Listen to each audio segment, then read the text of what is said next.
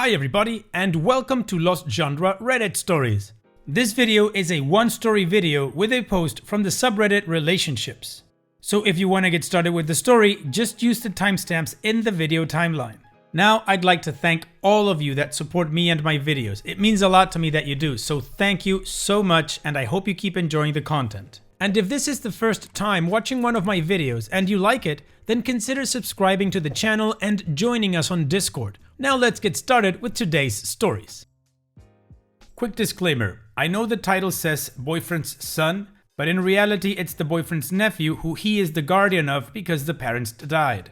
I used the word son due to title character restrictions. I hope you understand. This one's from the subreddit Relationships and it's by user Unique Emergency 3407. Nightmare situation. Me, 35 female, with partner 40 male, my son, and his nephew, both 15 males. 4 years ago, I met Bob, 40 male. Bob had recently become the guardian of his nephew Ben after the death of Ben's parents in a car accident. Ben is the same age as my son Jason, 11 at the time, now 15. At first, it seemed perfect. I was over the moon at finding a man who was not put off by the prospect of taking a soon-to-be teenage stepson. Jason's father is not in the picture. And in spite of being very different personalities, the boys got along from the beginning, so Bob and Ben moved into my house within less than a year. Ben was always a quieter, more creative kid, where Jason is more athletic and boisterous. And from the start, I got the sense that Bob understood Jason's way of being more than he did Ben's. At first, he would take them both to sports games. But Ben obviously had no interest, and so pretty soon he just took Jason. At the time, it seemed like a natural choice. Ben was bored at the games, and Jason honestly reveled in having all of Bob's attention. But after that, things started unraveling. As they grew older, the difference in the boys became more obvious. Their choices of clothing, hairstyle, friends, music, hobbies, etc. And so did Bob's preference. He started making little comments comparing them and encouraging Ben to be more like Jason. At first, it seemed like he was trying to be helpful, thinking that Jason's way of being was healthier. He's more outgoing, has a more active social life, etc. Because that's what he remembered from his own experience. But after a while, there was clear snightness there, which it was impossible not to hear. My son has always had a strong protective streak, sense of fairness. And in spite of their differences and the late age they were introduced, he and Ben are very close. So Jason's reaction to Bob's remarks favoring him was to take Ben's side. He stopped going to games with Bob and generally liking him, and for a while became openly hostile on Ben's behalf. That stopped once he and Bob had a major argument. Jason backed down at that point because he told me he realized that if he kept making himself unpleasant, Bob and I might break up, in which case Ben would have to leave too. Since then, with a few exceptions, he has been coldly civil. Meanwhile, Bob has come to believe Ben is gay based on what I consider spurious evidence. Not that it matters to me whether he is or not. He wanted to send him to a military-type reform school, and when I vetoed that, his behavior towards Ben has escalated to a subtle kind of downright nastiness. Needless to say, all of the above strained Bob's and my relationship to breaking point, and then broke it. Seeing his ongoing behavior towards a child who needs him, I can no longer look at him with anything but disgust. The thought of him touching me makes my skin crawl and I desperately want him out of my house. We're not married and it's still in my sole name, thank God. But now I have the same problem Jason was worried about. If I end the relationship and kick Bob out, Ben will have to go too, since I legally have no tie to him whatsoever. He's 15 now, and although he has borne everything by stoically ignoring Bob, I can't in good conscience let that man be solely responsible for him. For what it's worth, I have always tried to stick up for him and get Bob to see that there are many types of boys in the world, and all of them are equally okay. Not to mention, I don't think Jason would ever forgive me if I did. I would happily take guardianship of Ben if I could. Even if Bob made no financial contribution at all, we could manage if we cut back on luxuries. My concern is that I am far from sure Bob would agree. However he personally feels about Ben, Ben is still his flesh and blood, and Bob feels strongly about that. To be honest, I think it's part of the reason he resents Ben so much.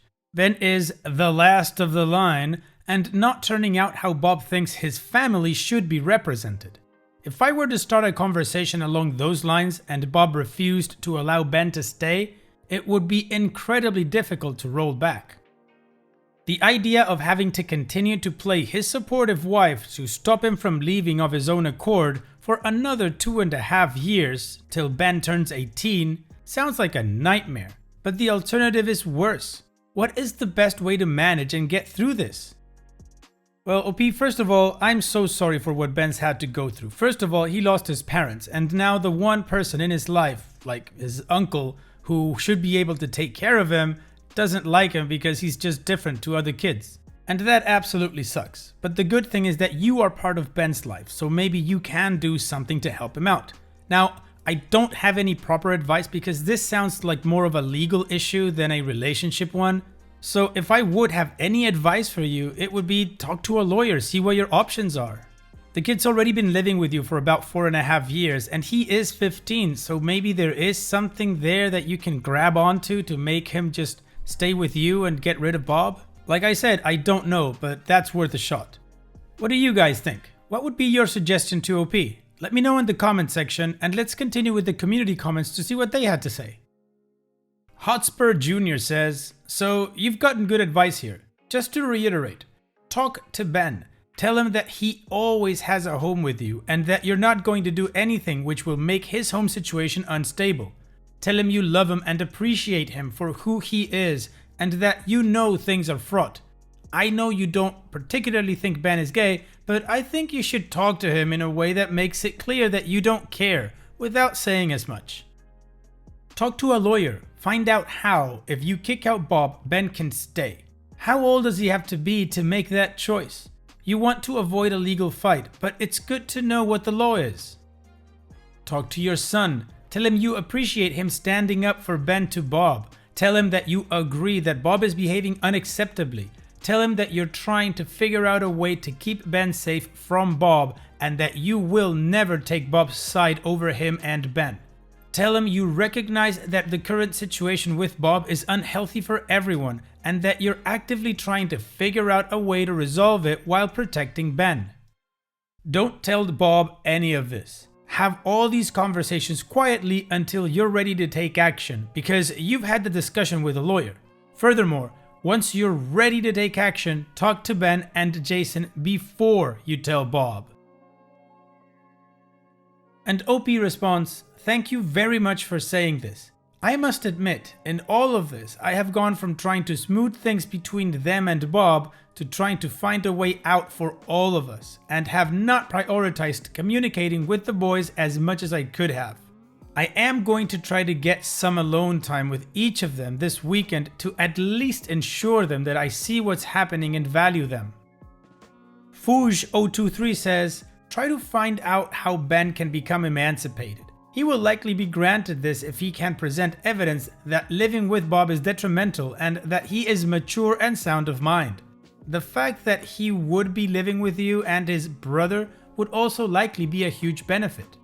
Edit. I just found out he has to be 16, but by the time Bob is out of the picture completely, it will probably be at least 6 months. Megafiven says, I would sit down with the boys and think of a game plan for the 3 of you. What is the age of emancipation in your state? That may be an option, and you would have to stick it out with Bob maybe another year? Well, the community has definitely a lot better advice than what I could give OP, but we're still in like the same line. It's basically a legal thing and OP needs to talk to a lawyer to see how she can move forward. In any case, we have an update. So how about we continue with that and see how this situation unfolded. Hi again everyone. I posted about my family problem about a month ago and was bowled over by the amount of kind and extremely helpful comments I got.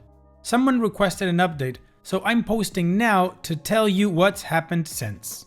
To be honest, it's also to unburden myself. The boys are really sweet, but I obviously can't talk to them about these things, and there aren't a lot of people in my life I feel comfortable sharing all the details with. I suppose I'm embarrassed. The week after my original post, I met with a family lawyer I know to go over options. I actually wrote down the legal suggestions posted here to discuss with her, but unfortunately, after going over each and several others in detail, we had to conclude that for each one, while it might technically be feasible, it would either take too long to be practical or require things from Bob or from Ben which, for various reasons, were not ideal. Following the meeting, I was mulling things over and decided to take a long, hard look at our finances to see what might be affordable as a compromise, such as perhaps sending Ben to a good boarding school and pay tuition up front, so that if I then left Bob, it would be easier and cheaper for him to leave Ben there rather than to move him to a different school. Anyway, I went over our financial records with a fine-toothed comb, and that's when I discovered Bob was cheating on me and had been for the entirety of our relationship. It turns out that prior to Ben's parents' death, Bob had been about to move in with another woman. This woman didn't want kids, so when Bob was suddenly faced with taking custody of Ben or seeing him placed in foster care, she made it clear she would not be involved. For the record, I can't say I blame her. I love my boys with all my heart, but asking someone who never wanted kids to parent a bereaved 11-year-old she has never met is not in anyone's best interest, in my opinion. When I confronted him about the affair, he didn't even attempt to deny it. He seemed ashamed, good, and just asked what happened next. So I told him that next he was going to get his stuff and get out of my house. But first ask Ben if he wants to go or stay, because it wouldn't be fair to disrupt the poor kid's life any further. Ben quickly said he preferred to stay, and Bob seemed frankly relieved. He moved out that weekend and I haven't seen him since. We've been in touch by text to discuss financial arrangements though, and last week he sent me money to cover Ben's basic expenses. Nothing like as much as child support, but under the circumstances, I'll take it and be glad. From his attitude, I take it that he's seeing this as a long-term thing. But even if he doesn't, according to the family lawyer, his leaving Ben with me, even for a while, along with Ben's age and the fact that Bob is his guardian rather than his father, would make it easier to build a case for Ben to stay even if Bob does try to fight it. The lawyer is confident that such a battle could be won, or at least dragged out till Ben is 18 and it doesn't matter anymore. So that, as you can imagine, has been an enormous relief. That makes it that much harder to admit that finding out about Bob has still hit me hard. The fact is that even though I was absolutely done with him and wanted him out, there was still a time I truly believed he wanted to be with me and that we could build a life together. I knew our relationship wasn't a romance for the ages or anything like that, but it was by far the best I'd had since before my son was born, and I really thought we cared for and valued one another. Now I realize that all he ever wanted from me was a mother for Ben. He as good as admitted it, and in retrospect it makes complete sense. That's why he never wanted to get married or buy into my house, even though I offered, though now, of course, I am grateful, because he wanted to make it as easy as possible to split from me once Ben was old enough to no longer require my services. I think it might even explain why he was so hard on Ben and grasping at straws for a reason to send him away. I never expected it of him based on what else I knew, or I never would have been with him. But if he was blaming Ben for getting in the way of his life and simultaneously feeling guilty for, that could turn a mild-mannered person mean, I think. Maybe he even thought if Ben was away most of the time, the other woman would be willing to compromise for a few years? I don't know. I've even been wondering whether he decided to pursue me before we'd even met. The boys met through an extracurricular where they became friends. It's possible that Jason mentioned my being single in passing, allowing Bob to identify me as potentially suitable before we ever met. I'm sorry this is such a mopey post. I truly am grateful for the way things worked out. I think it's the best possible solution for everyone under the circumstances, and not one I could have achieved without Bob's help. And the boys have been wonderful. They didn't know I was trying to get Bob out anyway, so they've been treating me very gently, or as gently as you can expect teenage boys to be anyway, and trying to pretend they aren't thrilled Bob is gone when I'm in the room. I'm glad of that, to be honest. I am so grateful he's gone and Ben is still safe here with us. I just need a bit of time to really remember it, I think. Wow. Well, OP, Bob proved to be a total scumbag. So on that front, it's a good thing that he's out of your life and just keeping a small connection due to financial stuff regarding Ben. As you said, I do also believe that this is the best outcome for you, considering all of the circumstances that were at play here. The only thing I would say that could be construed as advice is please don't give too much thought or mull things over regarding why he was cheating on you and all that stuff, because it's just not gonna help you. This guy is out of your life. Don't waste your energy on that. I also know it's not easy because your self-esteem and your pride are hurt and you might want to know why all of this happened. However, in my opinion, that answer cannot be a positive one for you. So if you can let it go, attaching it to just Bob being a scumbag, then maybe that would be the best thing for your mental health. So on that note, OP, I wish for you and the boys the best in the upcoming future. Hopefully the rest of 2021 and the years to come will be a lot more positive. And it's that time that we've reached the end of the video. I hope you enjoyed today's stories. I certainly did reading them to you. So if you did, then go ahead and give the video a like, and don't forget to subscribe to the channel and become a member of our Discord community that just keeps growing and it is fantastic. And like I said in the beginning of the video, all of the relevant links are in the video description below, so be sure to check them out. And finally, I'd like to thank you all for taking the time to watch this video. It really does mean a lot to me that you guys enjoy this content, so thank you once again. And having said all that, I will see you guys in the next video.